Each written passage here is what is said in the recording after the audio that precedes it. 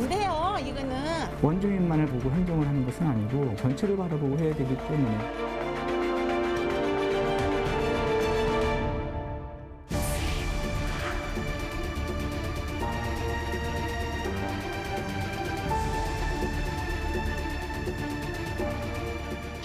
기다려라 하니까 우리는 피가 말라요, 피가. 대전, 세종, 충남 400만 지역민들과 함께 만들어가는 시사 프로그램 시사인 대세남. 오늘도 우리 지역 다양한 이슈의 현장과 지역민들의 호소를 찾아갑니다. 지난 2012년 세종시 출범과 함께 자주 거론되던 말이 있습니다. 바로 행복도시입니다. 행정중심 복합도시의 줄임말이고 세종시 출범을 위해 삶의 터전을 내어준 원주민과 타 지역 이주민들이 한데 어우러지는 행복한 도시를 만들겠다는 의미였습니다. 그런데 출범 9년 차를 맞는 행복도시에 행복하지 않다고 호소하는 사람들이 있습니다. 이럴 수 이슈에서 그 사연을 따라가 봅니다. 안녕하세요. 세종시 도랫말 아파트 사는 박병우라고 합니다. 저희는 지금 임대료로 인해서 엄청난 고통을 받고 있습니다. 그러니 저희들을 어떻게 살란 말입니까?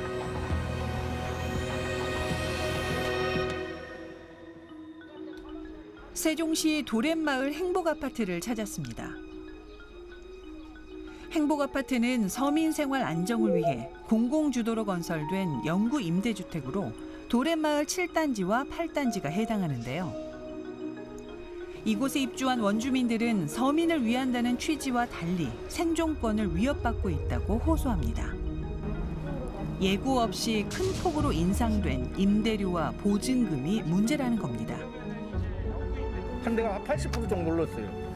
그러니 어르신들이 어떻게 살겠느냐고. 그래서 지 말은 한마디로 말해서 이게 참 너무 잘못돼도 크게 잘못됐다. 원래 처음에는 20%씩 5번 계약을 해서 10년을 두고서 이걸 이제 인상을 한다고 얘기가 됐다가 갑자기 그 무슨 날벼락이 이제 그냥 100% 막 40% 50% 이렇게 해서 내버리는 거야. 근데 이렇게만 무턱대고 갑자기 이렇게 올려놓으면은 대책이 없는 거죠. 입주민들은 임대료와 보증금 인상은 행복아파트의 특수성을 무시한 처사라고 주장합니다.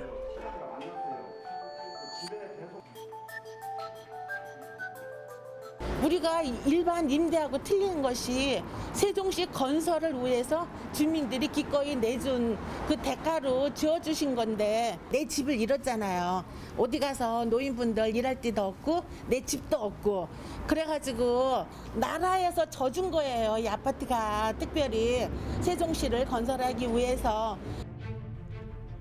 세종시 출범을 위해 터전을 내준 원주민들의 주거 정착을 목적으로 건설된 행복아파트. 주민들은 원주민의 높은 재정착률을 자랑했던 세종시가 이제는 원주민을 무시하는 정책을 펼치고 있다고 주장합니다. 그렇다면 문제가 되고 있는 행복아파트의 임대료와 보증금 인상은 어떻게 추진된 걸까요? 도랫마을 7, 8단지 같은 경우에 영구임대주택이기 때문에 그거 관련된 이제 법령을 적용을 받게끔 되어 있으세요. 그래서 공공주택특별법에 따라서 이제 적용을 받게 되시는데 거기에 이제 영구임대주택의 표준임대보증금이 표준임대료 산정 기준이 있거든요. 그건 이제 국토교통부 고시로 해서 이제 발령이 되는 사항인데 국토부에서 개정한 공공주택특별법에 따라 할증을 적용할 수밖에 없다는 건데요. 고시에 따르면 2년 단위의 갱신 계약 시 이전 임대보증금 및 임대료에서 20%씩 증액할 수 있습니다. 만약 전년도 소득의 65%를 초과하는 주민의 경우엔 두 번째 계약 갱신 때는 80%의 추가 할증까지 더해져 최대 100% 할증되는 상황도 생길 수 있다는 겁니다. 정부에서는 민간에게는 5% 이상 못 올리게 하면서 어떻게 이 특수 목적을 가지고 지은 아파트를 갖다가 100%씩 인상을 했는지.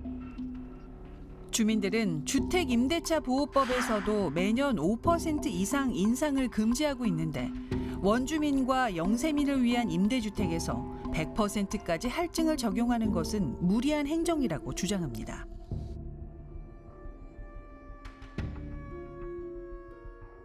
영구임대주택으로서 해서 이제 공공주택 특별법을 우선 적용을 받는 거거든요. 그에 따라서 이제 주택임대차 보호법을 저희가 따르지 않는 사항이기 때문에 그 5% 이제 상한제는 적용을 받으실 수 없는 사항이신 거예요. 여기가 영구임대주택이시기 때문에.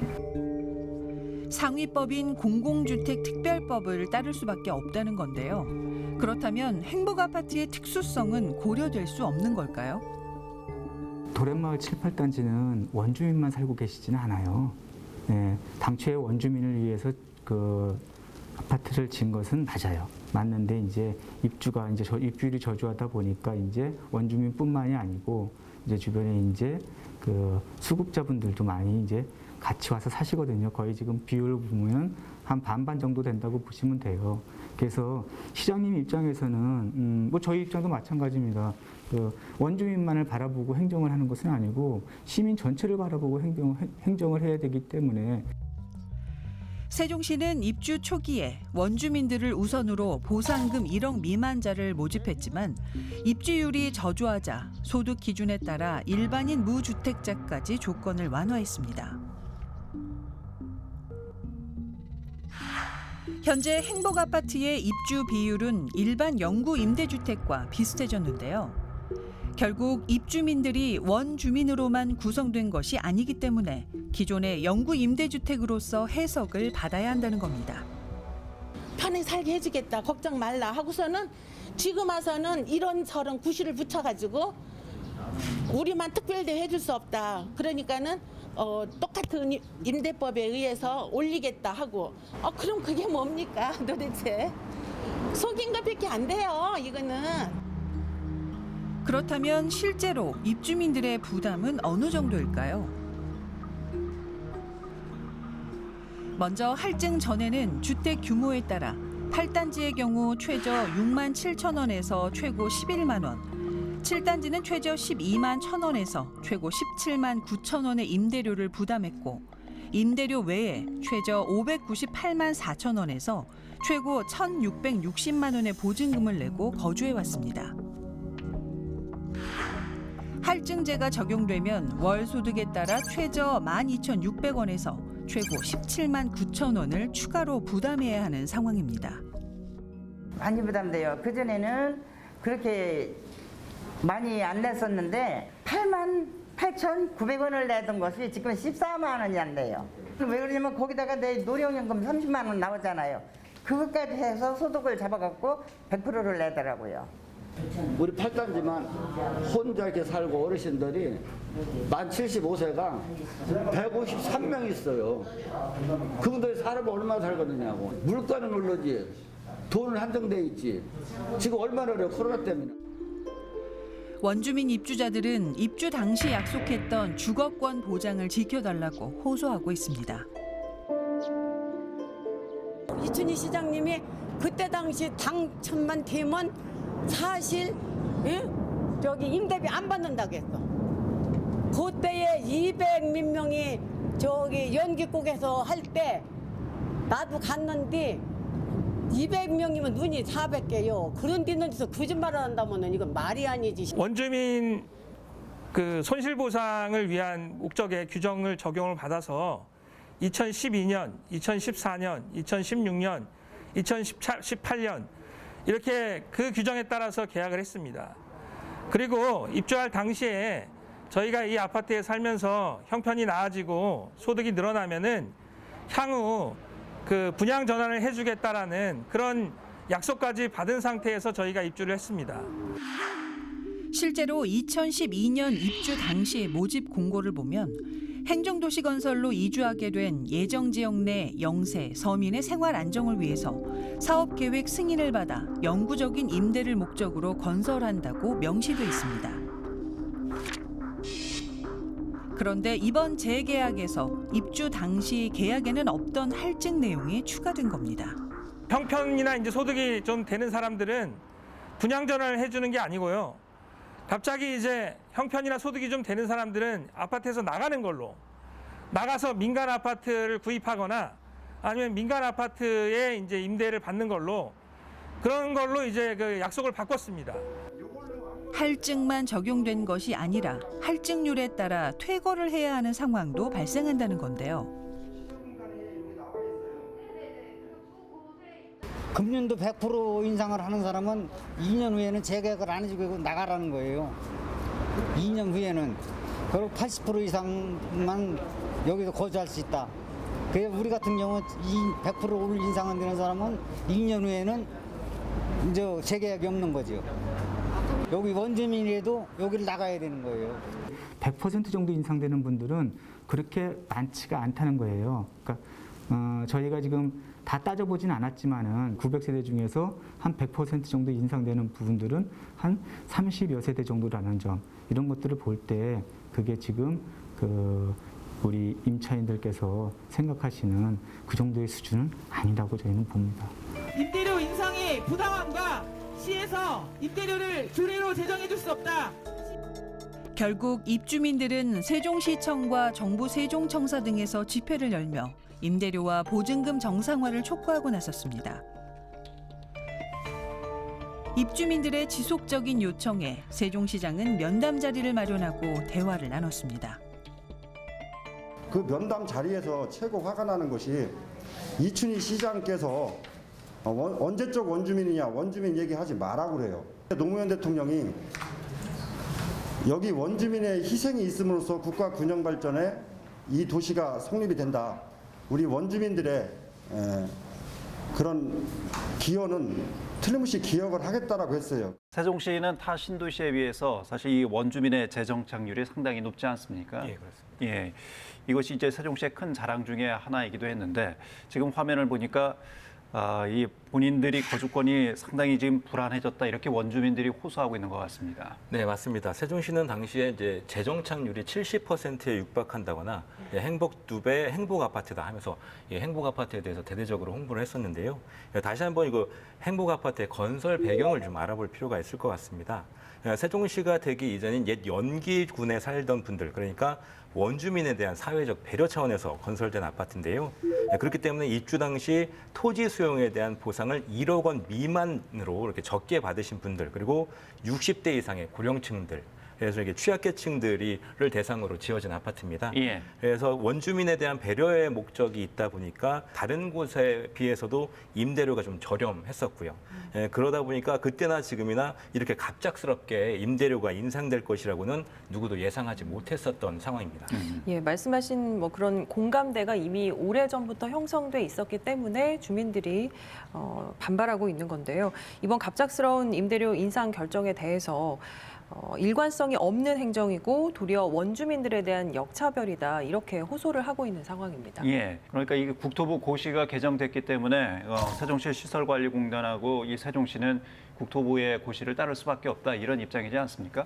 자, 그렇다면 이 법을 정말 따를 수밖에 없는 것인지 이 부분을 좀 살펴봐야 될 것 같습니다. 네, 그 2016년 국토부에서 개정한 임대주택의 표준 임대 보증금 및 표준 임대료 산정 기준 고시에 의해서 영구 임대주택에 적용받는 임차인의 소득에 관한 요건, 자산에 관한 요건 등이 추가로 명시되어 있기 때문에 그에 따를 수밖에 없다는 것입니다. 하지만 이 법령 개정의 취지는 주거 지원이 더욱 절실한 사람들에게 영구 임대주택을 공급하겠다는 것이거든요. 예. 그러니까 임대료 할증이 목표라기보다는 영구 임대주택이 목적에 걸맞는 사람들에게 주거 안정을 위한 것이다라는 것입니다. 또한 세종시와 같은 이러한 특별한 상황에서 일률적으로 적용을 해야 하는 것인지도 또 의문입니다. 예, 지금 현재 상황은 임대료 할증에만 지금 초점이 맞춰져 있다, 이런 얘기군요. 그렇습니다. 물론 규정을 적용을 하는 문제가 모두에게 다 이룰 수는 없습니다. 현재 임대료 인상 상황을 좀 살펴보면요. 이 세종시의 말대로 입주민 전체에 대한 일괄 인상은 아닙니다. 그리고 또 소득 수준에 따라서 인상률이 좀 다르게 적용이 되는데요. 최소 20%에서 최대 100%까지 임대료와 보증금이 할증이 되는데, 이걸 금액으로 따지면 임대료는 최대 17만 9천 원, 보증금은 최대 1,666만 원까지 벌어지게 됩니다. 저는 그 소득 수준에 따라서라는 말 뒤에 여러 가지 사연들이 좀 숨어져 있다 이렇게 생각을 하는데요. 주민분들 이야기를 좀 들어보면 노령연금이나 돌아가신 후에 사망보험료가 나오는 종신보험까지도 소득과 자산으로 잡힌다고 합니다. 실제로 노령연금 때문에 임대료 할증을 받게 된 분도 계셨고요. 또 어떤 분은 이번에 100% 할증이 돼서 확인을 해보니 3년 전에 소득 할증이 잡혀 있었다고 합니다. 현재는 소득이 없는 상황이어서 세종시설관리공단에 이의 신청을 했는데요. 6개월이 넘게 결과가 나오지 않으면서 아직까지 재계약도 하지 못하고 있는 상황이라고 합니다. 소득과 자산 규모는 복지부의 시스템을 통해서 나오는 것인데 어떻게 보면 기존 시스템의 한계점까지만 몰려서 이 주민들은 더욱 억울한 상황인 것 같습니다. 그렇다면 세종시의 말대로 상위법에 따른 임대료 인상이 불가피한 것인지 또 다른 대안은 없는 것인지 살펴보겠습니다. 세종시의회 산업건설위원회 행정사무감사 질의에서 행복아파트 문제가 논의됐습니다. 2012년 10월 22일자의 훈령 제18호인데 그 훈령 요 재정의 주체가 누구예요? 저희 시로 알고 있습니다. 그렇죠. 세종특별자치시장이더라고요.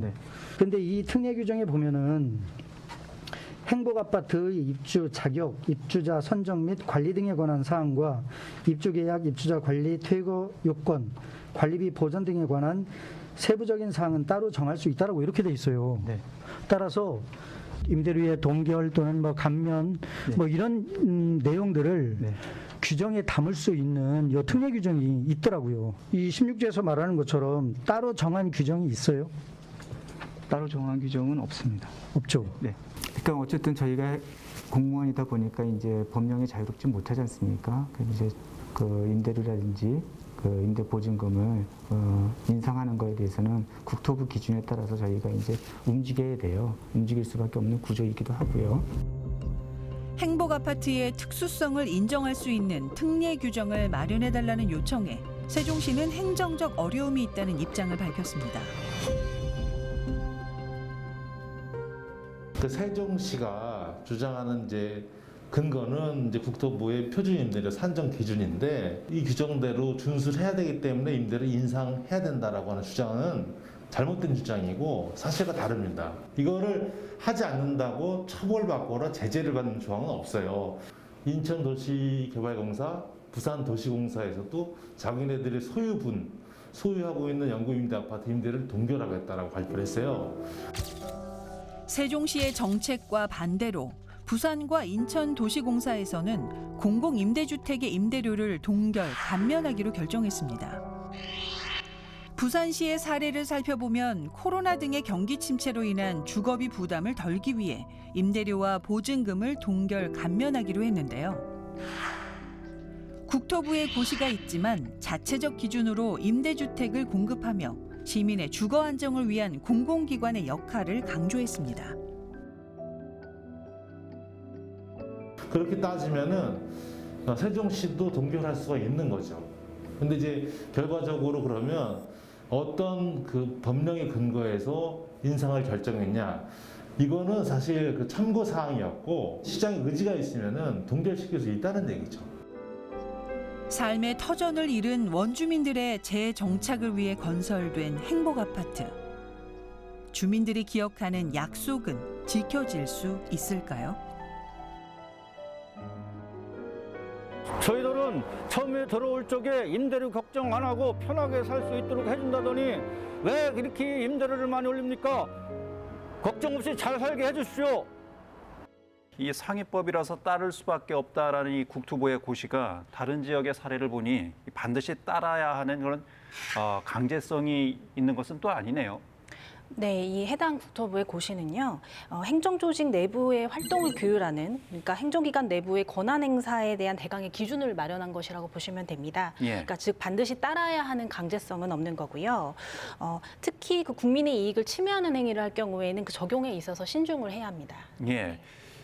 실제로 국토부 이 법안과 다르게 공공임대료 주택의 임대료를 낮춘 이런 지자체도 있지 않습니까? 네, 맞습니다. 세종시는 정부의 시책과 법안에 따를 수밖에 없다는 일관된 해명을 계속하고 있는데요. 정부에서는 코로나19 상황이 장기화되면서 어려움을 겪고 있는 주거 취약계층을 위해서 다양한 임대료 감면 정책을 펼치고 있습니다. 일예로 이 주택도시기금이 출자한 일종의 금융회사죠. 공공임대리츠가 운영하는 임대주택의 입주자에 대해서 향후 2년 동안 임대료를 동결할 계획이라고 밝혔는데요. 그렇게 되면 이 세대당 연간 12만 원에서 13만 원 정도 이제 부담이 줄어들게 되고요. 전체적으로 따지면 944억의 지원 효과가 있을 걸로 예상하고 있습니다.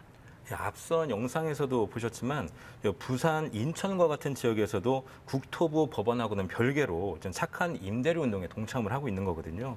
그렇다면 세종시도 의지를 가지고 이와 같은 일을 할 수 있는 거 아니냐 이렇게 우리가 생각을 해볼 수 있을 것 같은데요. 부산, 인천과 달리 세종은 세종시설관리공단에서 결정을 해야 합니다. 시설관리공단은 상위기관인 세종시의 관리감독 하에 있거든요. 결과적으로 세종시의 결정이 굉장히 중요한 것이죠. 예. 이번에 취재진과의 인터뷰에서 세종시는 타 지자체의 선례가 있다면 그에 맞게 충분히 검토하겠다 이런 입장을 밝혀왔습니다. 앞선 이 부산의 사례가 좋은 선례가 될 수 있지 않을까 싶은데 이 원주민들과의 원만한 대화 그리고 행정적인 검토를 통해서 좋은 대안을 만들길 기대하겠습니다. 대전, 세종, 충남 지역민들의 제보로 만들어지는 시사인 대세남, 전화와 이메일을 통해서 여러분의 제보를 기다리고 있습니다.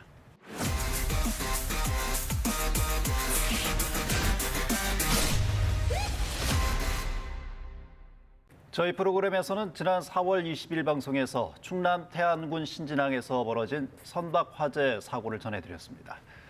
새벽에 갑작스럽게 일어난 화재로 정박해 있던 어선 31척이 불에 탔습니다.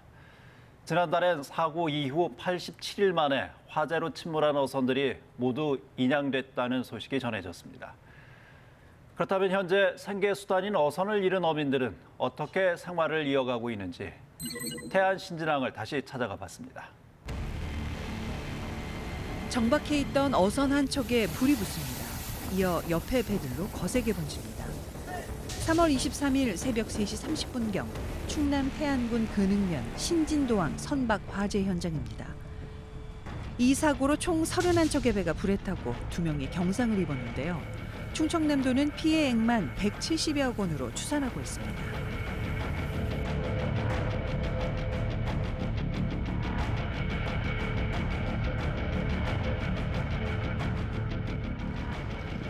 한순간의 화마로 삶의 터전인 배를 잃은 어민들은 눈앞이 깜깜하기만 합니다. 이 화재로 인해서 우리 전 재산은 현재 전소돼서 물속에 가라앉아 있는 상황입니다. 하지만 1차 화재 진압 후 오전 10시 30분경 바로 옆항 마도에도 불이 나고 말았습니다. 상황을 목격한 주민들은 신진항 화재의 잔불씨가 마도로 흘러 발어됐다고 주장하는데요. 총 10척의 배 피해를 입은 마도. 신진항의 경우 선박 총 19대가 전소하고 2대가 부분 파손됐습니다.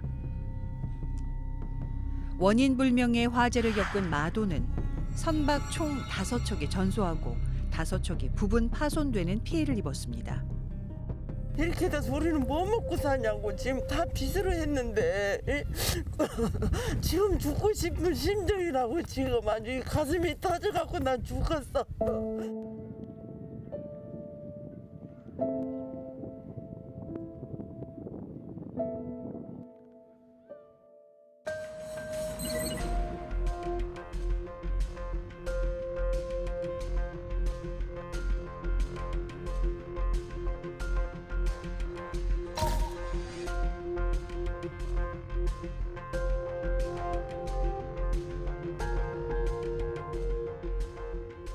신진항의 경우는 선박 내부에서 온수 사용을 위해 쓰던 시즈히터에서 전기적 요인에 의해 발화된 것으로 추정이 되고, 마도의 경우는 발화 지점이 해수면으로 잠식을 할 수 있는 여건이 되지 않아서 원인을 판단할 수 없었습니다.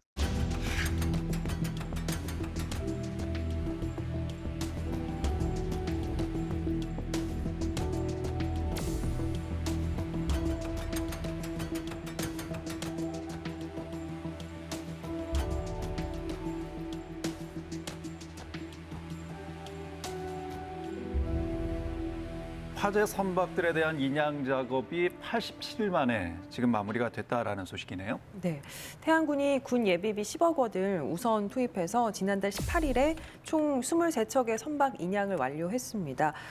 이후에 선박 해체 시 발생한 고철이라든지 폐기물 등은 처리를 했고요. 항구 일대 수중 정화 작업까지 모두 마쳤다고 합니다. 예, 당초 화재에 대한 여러 가지 의문점들이 있었죠. 어선 한 척에서 발생한 화재가 이 31척까지 그야말로 이제 대형 사고로 커졌는데 초동 대처가 미흡했다 이런 지적이 있었고요. 현장의 지휘권이 제대로 작동하지 않았다 뭐 이런 목소리가 있었습니다. 인양 과정에서도 여러 우여곡절이 있었다고요.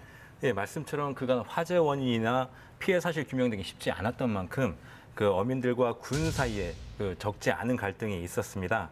지난 4월 15일에는 피해 대책위 관계자들과 피해 어민들이 태안군청 앞에서 경찰과 대치하면서 시위를 하고 또 삭발식을 진행하기도 했습니다. 또 지난 6월 3일에는 늦어지는 인양 작업에 불만을 품은 피해 어민이 군 담당 공무원의 손도끼를 휘둘러서 현재 경찰 조사를 받고 있기도 합니다. 큰 사고 이후에 시간이 갈수록 감정의 골이 더 깊어지는 것 같아서 안타깝습니다. 예, 그 피해 보상은 지금 어떻게 되고 있나요?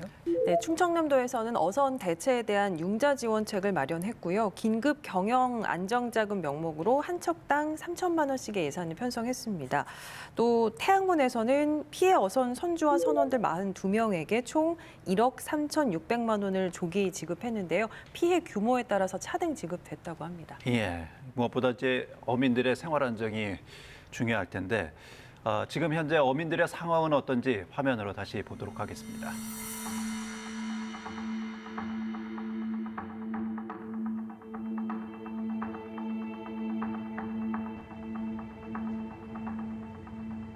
계속 해왔던 일이 이제 멈춰지니까 조금 사람이 멍한다고 해야 되나? 이게 우울증 걸린다고 나가야 된다고 그래서 화재 현장만 계속 나왔다 갔다 했는데 배가 없으니 그냥 바다만 쳐다보는 게 일이에요. 그냥 심정이 뭐 말로 못합니다 다.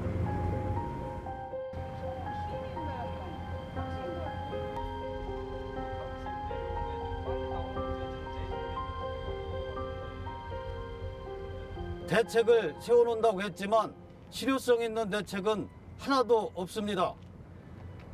배는 육지에서 불난 거와 달리 불이 나면 아무것도 없이 다 사라집니다.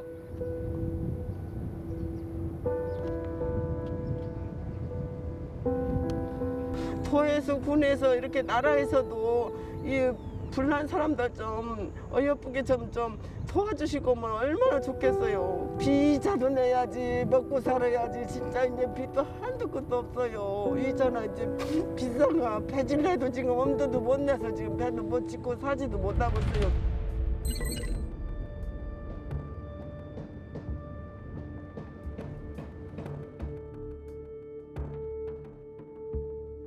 보상은 우리도 답변 못하고 딴 데도 답변 못해요. 이거는 피해민들에 대한 보상 주라는 규정이 없으니까 보호 차원에서 검토되려나 모르겠네 그거는.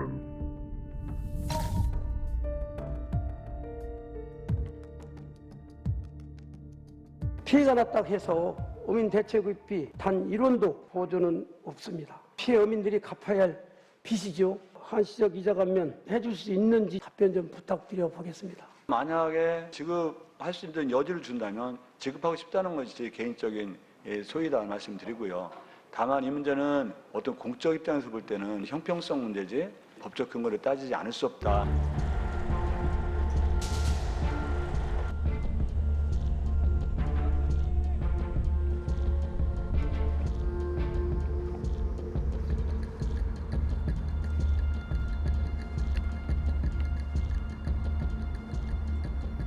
이자 지원 요구와 관련해서는요, 현재 그 사회전환과 관련된 조례에 지원 근거가 명시되어 있습니다.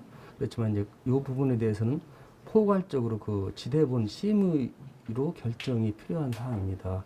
그러나 지금까지 타 사회적 재난의 형평성 그리고 여러 가지 지원에 대한 중복성 등 여러 가지 이런 문제점 때문에 법리 해석이 지원 여부가 좀 많이 갈리고 있습니다. 그렇지만 저희 도에서는 하루빨리 어민들이 어업 현장에 복구할 수 있도록 어민들에게 지원할 수 있는 방안을 지금 적극적으로 검토하고 있다는 말씀을 드리겠습니다.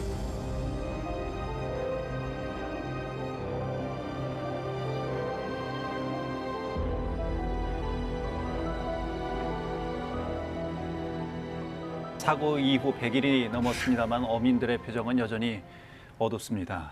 일부 어민들은 대체 선박을 이용해서 지금 조업을 하고 있는 이런 실정이군요.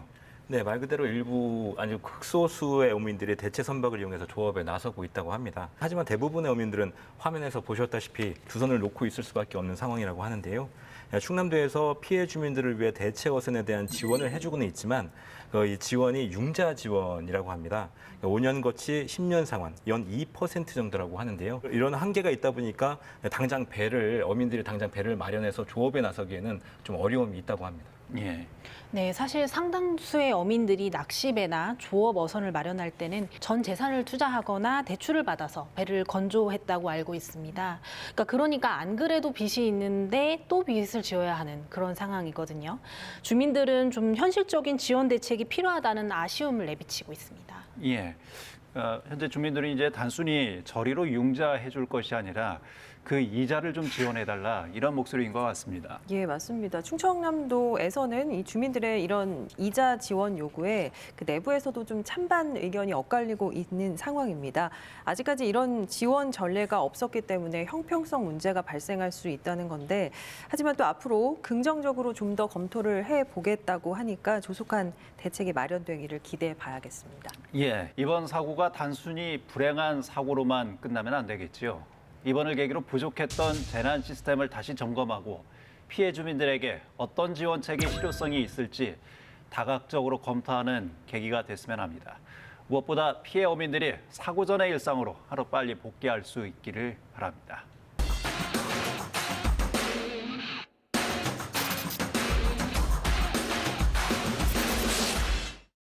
한 주간의 대전, 세종, 충남의 이슈를 하나의 숫자, 공간, 사진으로 들여다보는 대세남 주민. 오늘은 2주의 영상입니다. 어떤 영상인지 먼저 살펴보시죠. 나왔어. 잡아. 뒤에.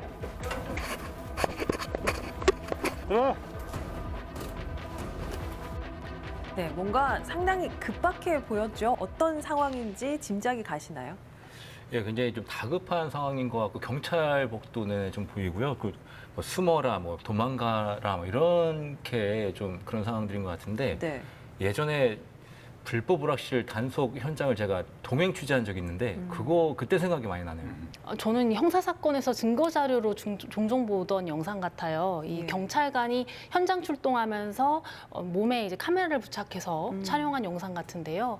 얼핏 봤을 때는 불법 도박 현장이 아닌가 싶습니다. 네, 서 변호사님 정확히 맞추셨습니다. 경찰관의 바디캠에 생생하게 찍힌 현장의 모습인데요. 새벽 2시 반경 인정이 드문 한 도로 옆 조립식 창고입니다. 사람들이 모여서 도박을 한다는 첩보를 입수한 경찰이 도박장을 복습했는데요. 밖으로 달아나려던 남성을 막아서며 입구를 봉쇄한 경찰. 창고 안에는 기다란 자리를 깔아만든 도박판이 펼쳐져 있고요. 도박꾼들이 놀라서 창고 곳곳에 몸을 숨겼지만 줄줄이 경찰에 붙잡혀 나옵니다. 현장에서 검거된 일당은 모두 14명인데요. 수백만 원의 판돈을 걸고 속칭 아도사키라고 하는 고스톱 도박을 하고 있었다고 합니다. 게다가 이때는 5인 이상 사적 모임이 금지된 시기였는데 좁은 공간에 모여 있으면서도 마스크도 쓰지 않은 채 도박에 열중했던 것으로 드러났습니다. 예. 코로나 상황에서도 저렇게 많은 사람들이 한 장소에 모여서 도박을 했다라는 얘기인데요. 예. 예, 적발된 사람들은 어떤 사람들이었습니까? 예, 이 검거된 사람들은 배농장에서 일하던 노동자들이었다고 합니다. 조립식 창고가 자리한 곳이 충남 천안시 성환읍인데요. 주변에 배 과수원들이 많이 모여 있는 곳입니다. 그러니까 낮에는 배봉지 싸는 일을 하고 저녁에 모여서 도박판을 벌인 거죠. 경찰은 이들을 도박 등의 혐의로 불구속 입건하고 방역수칙 위반에 대해서도 조사 중입니다. 코로나 비상시국에도 불법 도박판이 전국에서 횡행하고 있다고 하는데요. 지난달 20일 서울 관악구의 한 주택가에서는 CCTV까지 설치해 망을 보면서 도박을 하던 9명이 검거가 됐고, 또 경남 통영에서는 바다 위에 해상 뗏목까지 띄워서 몰래 도박을 한 일당도 있었다고 합니다. 예, 뭐 그야말로 천태만상입니다. 경남 하동군에서는 간부급 공무원 5명이 도박을 하다가 적발된 사례도 있었는데요. 모든 국민들이 코로나19에 대응하기 위해서 애쓰고 있는 시기, 이런 이기적인 불법 행위들은 엄중하게 처벌해야겠죠. 황당하고 또 분노를 불러일으킨 이주의 영상이었습니다. 자, 다음은 이주의 말입니다. 네, 대전 시민들의 사랑 잊지 않겠습니다. 이 문장만 놓고 보면 누군가가 대전을 떠나면서 절절한 애향심을 표현한 것 같은데요. 세종시로 본격 이전 준비가 한창인 중소벤처기업부 장관이 대전시와의 고별 행사에서 남긴 말입니다. 예. 중기부 세종 이전은 사실 많은 대전 시민들이 반대했던 사안이지요. 대다수의 시민들이 반대의 목소리를 높였었는데 이전을 강행한 중기부가 마지막에 이 대전에 남긴 말이다, 이런 얘기군요. 그렇습니다. 얼마 전에 허태정 대전시장 그리고 중소벤처기업부, 소상공인 단체장들이 참석한 가운데 고별 행사가 있었는데요. 이 자리에서 권칠승 중기부 장관이 중기부가 태어난 곳은 대전이라는 걸 잘 알고 있다라고 하면서 부로 승격하는 과정에서 대전 시민들의 많은 응원이 있었다. 그 사랑 잊지 않겠다고 말했습니다. 예, 중기청이 중기부로 승격하기까지 33년이 걸렸습니다. 33년 동안 대전 시민의 사랑을 받아왔는데 사실 이전을 추진할 때부터 대전 시민들의 사랑은 잊은 것 아닌가, 이런 생각을 할 수밖에 없는데 많은 분들이 좀 화가 나는 말이다, 이렇게 좀 생각을 할 것 같습니다. 예. 네. 이 행사가 대전 상공회의소에서 있었다고 하는데 이와 관련된 뒷말도 있는 것 같습니다. 네, 그렇습니다. 이 행사가 권칠승 장관이 대전시의 요청에서 마련된 자리였다고 합니다. 이 권 장관은 대전 시민들에게 감사의 마음을 전한다며 대전시 시목인 소나무를 식수했고요. 그 모습을 촬영해서 중소벤처기업부 유튜브 계정에 올렸습니다. 현장 7승 사이다, 속이 뻥, 중기부 세종 이전 대전시 고별 행사라는 제목으로 소개가 됐는데요.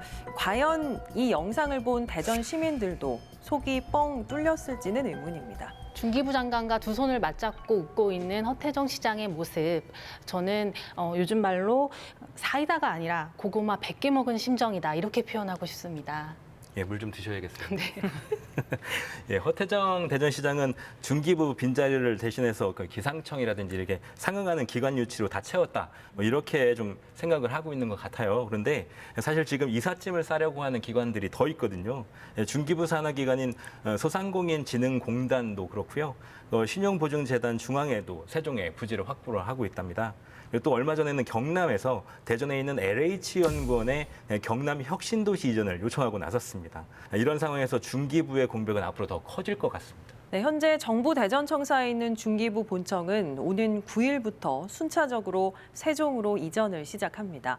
아직 청사도 지어지지 않은 상황에서 서둘러 이삿짐을 싸는 거죠. 대전 시민들의 사랑 잊지 않겠다는 말이 더 공허하게 들립니다.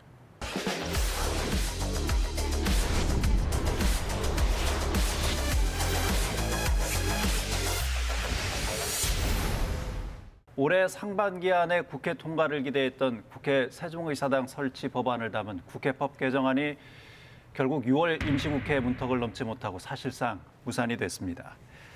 지역사회가 일제히 지금 반발하고 있는 상황인데요. 국회법 개정안 통과를 위해서 그동안 진행됐던 상황을 전반적으로 좀 살펴보겠습니다. 집중 인터뷰, 세종시 국가균형발전지원센터 김수현 센터장 모셨습니다. 어서 오십시오. 안녕하십니까. 예. 사실 올해 상반기 국회 세종의사당 건립을 위한 국회법 개정, 많은 분들이 기대를 했습니다만 결국 무산이 됐습니다. 지난 4월 27일 국회 운영위 소위에서 국민의힘에서 좀 더 법률적 검토나 의견 수렴이 필요하다는 이유로 6월 임시국회에서 잠정적으로 합의하는 것으로 그렇게 약속이 됐었습니다. 그렇기 때문에 6월 임시국회에서는 뭐 별다른 변수가 없는 이상 국회법 개정은 처리가 되고 국회 세종의사당 건립이 가시화될 것이라고 예상을 하고 저희들이 총력을 기울여서 요청을 했었는데 사실 가장 중요한 운영위원장이 선출되지 못함으로 인해서 운영위원회가 소집되지 못하고 회의조차도 못하고서 임시국회가 끝나는 그런 상황을 맞이했었습니다. 예, 지난해 설계비 147억 원이 여야 합의로 인해서 결정이 되지 않았습니까? 그래서 순조롭게 국회법 개정이 될 것이다 이런 예측들이 남았습니다만 결국 현재까지는 뭐 큰 진전이 없는 상황입니다. 개인적으로는 그 국민의힘의 5선이면서 최다선인 그 정진석 의원이 이런 법안을 담은 개정안을 대표 발의했었을 때 조금 가능성이 좀 더 높아지는 것이 아닌가 이렇게 좀 기대를 좀 모았었는데 결과적으로 이 무산이 돼서 지금 현재 상황에서는 굉장히 표류하고 있는 상황인 것이죠. 국회법 개정안이 예정대로 처리되지 못한 가장 큰 이유가 어디에 있다고 보시나요? 우선은 뭐 물리적으로 저희들이 아무리 요구를 한다고 하더라도 국회는 합의체 기관이기 때문에 그 여야 간의 합의가 기본 조건이 되어야 합니다. 근데 이제 이번 6월 임시국회에서는 법사위원장 자리를 놓고서 여야 간의 치열한 그 힘겨루기가 그 지속되었었고요. 사실상 서로 간의 물밑 협상이 치열하게 전개되는데 결과물이 없다 보니 그러니까 운영위원장까지 선출하지 못하고 결과는 뭐 논의조차도 못하고서 테이블 위에 올려놓지도 못한 상태에서 결국은 자동 폐회됨으로 인해서 뭐 다음 국회로 또 지연되고 있는 그런 불가피한 상황인 것 같습니다. 이런 이제 국회법 처리 불발과 관련해서 야당은 여당이 적극적이지 않다 이렇게 여당 탓을 하고 있고요. 또 여당은 뭐 야당이 발목 잡게 하고 있다. 이렇게 서로 책임 공방을 지금 벌이고 있지 않습니까? 중요하게는 그 국민의힘 차원에서는 사실상 아직까지도 지도부에서 이 국회법 개정과 관련한 공식적인 입장을 표명한 바는 단 한 번도 없습니다. 그러니까 4월 27일 날 그 운영위 소위에 임하게 되면서 정진석 안이 대표 발의가 되었었는데 당시 정진석 의원께서 국민의힘 정책위와 함께 합의된 사항이기 때문에 이것을 국민의힘의 공식 입장으로 봐도 된다라고 말씀을 하셨지만 지도부에서 공식적으로 이것을 확인해 주신 적은 없거든요. 그렇기 때문에 국회법 개정과 관련한 국민의힘의 공식적인 입장을 이제 분명하게 이제 표명해 주실 필요가 있고요. 사실상 그 여당 차원에서는 다수당임에도 불구하고 뭐 그 영남 쪽에서의 가덕도 신공항 특별법이나 그 호남 같은 경우는 한전고등대 그 특별법 같은 경우는 일사천리로 이렇게 그 처리한 바가 있습니다. 그럼에도 불구하고 우리 충청권 현안 같은 경우는 계속 늦어지는 부분과 관련해서 좀 엄중한 비판들이 지금 제기되고 있는 것 같습니다. 네, 앞서서 지난달 30일에는 여야 원내대표가 박병석 의장이 주재한 회동을 갖고 국회 상임위원회 배분 협상을 벌였습니다만 결국 불발로 그치고 말았는데요. 이쯤 되면 국회 개정 통과에 관심이 없는 것은 아닌지 걱정이 들기도 합니다. 어떻게 보시나요? 원래 그 운영위원장 선출은 4월 임시국회에서 선출을 할 계획이었습니다. 그런데 박병석 위원장께서 법사위원장과 연계를 시켜서 여야 간의 협상할 그 시간을 더 주자라고 해서 그 5월, 6월 임시국회로 좀 미룬 거거든요. 그러니까 그런 측면을 봤을 때 박병석 의장이나 여야 간에는 나름대로 협상을 통해서 타결을 하려고 했던 의진이 있었던 것 같지만 그 법사위원장 그 문제 때문에 국회법 개정 처리까지도 계속 좀 지연되고 있는 상황인 것 같습니다. 저는 이 내년에 있을 대선이라는 이슈가 사실 양날의 검이 될 수 있다고 생각을 하거든요. 대선 주자들의 언급을 통해서 이게 좀 급물살을 탈 수도 있지만 또 반대로 대선에 지방선거까지 바로 이어지다 보니까 선거 이슈에 묻혀서 함몰될 가능성도 배제할 수 없다는 지적들도 하거든요. 어떤 의견이신가요? 우선은 뭐 기본적으로 저희들이 그렇게 저희들도 생각을 하고 있고요. 그래서 6월 임시국회에 총력을 기울였던 이유고, 비록 무산이 되었지만 7월 임시국회나 9월 정기국회에 다시 전열을 정비를 해서 저희들이 이것을 관철시키려고 하는 그러한 이유도 사실상 시간이 계속 가면 갈수록 모든 포커스가 대선 후보 중심으로 구도가 갈 수밖에 없고 모든 이슈나 정책이 대선 후보 뒤에 가려질 수밖에 없습니다. 그래서 가급적이면 7월 임시국회에서도 물론 7월, 7, 8월 임시국회가 추경 임시국회입니다. 그래서 추경 중심으로 갈 수밖에 없는 구도이지만 가급적이면 7월 임시국회에서라도 이 국회법이 처리될 수 있도록 총력을 다시 한번 기울일 생각입니다. 근데 이제 국회의사당 설치 문제가 다른 지역에서 보기에는 세종시 충청권만의 문제를 인식하는 경향성이 있거든요.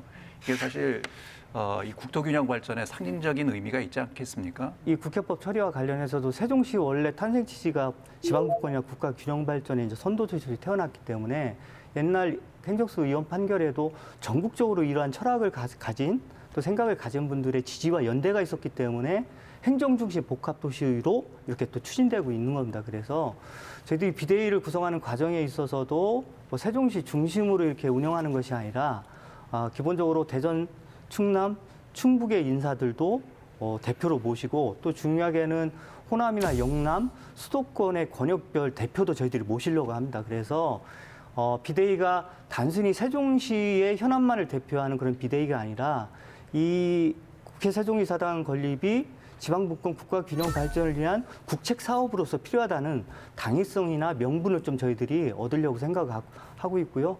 지역에서 사실상 어떠한 대응을 하기보다는 가급적이면 서울이나 국회에 올라가서 이러한 전국적인 그 전문가들이나 시민단체 대표분들하고 그 절박하게 또 강도 있게 저희들의 목소리를 좀 높일 생각을 갖고 있습니다. 예, 알겠습니다. 뭐 끝으로 덧붙이신 말씀 마지막으로 듣겠습니다. 우선은 그 국회 세종의사당 건립은 2017년 대선에서 그리고 2020년 총선에서 모든 정당과 후보들의 공약이었습니다. 그래서 약속은 이행되어야 함에도 불구하고 6월 임시국회에서는 그 정치의 실종, 그 약속의 실종이 또 지속되었습니다. 정치 행정의 이원화로 인해서 행정의 비효율성이나 국가 정책의 품질 저하, 혈세 낭비는 이제 계속 이어지고 있는 만큼 국가균형 발전을 선도하고 행정의 효율성을 제고하기 위해서라도 국책 사업으로 국회 세종의사당 건립은 반드시 시급하게 추진되어야 하고 마지막 관문인 국회법 개정 처리를 위해서 여야 지도부는 대승적으로 결단해 주실 것을 다시 한번 절박하게 요청드립니다. 예. 집중 인터뷰 국회 세종의사당 설치와 관련해서 살펴봤습니다. 김수현 센터장이었습니다. 고맙습니다. 고맙습니다. 정치에도 상대성 이론이 있다고 합니다. 모든 정치적 이슈와 민생의 문제들이 대선 정국으로 흡수되고 마는 블랙홀 현상. 당장 불투명한 세종시 국회의사당 설치를 위한 국회법 개정안이 그렇습니다. 중요한 사회 이슈들이 대선 정국이라는 블랙홀에 빨려 들어가서 정략적, 소모적 논쟁으로만 끝나는 것은 아닐지. 국민의 삶을 위한 결과로 보여주는 정치 본연의 역할을 기대해 봅니다. 시사인 대사람 다음 주에 뵙겠습니다.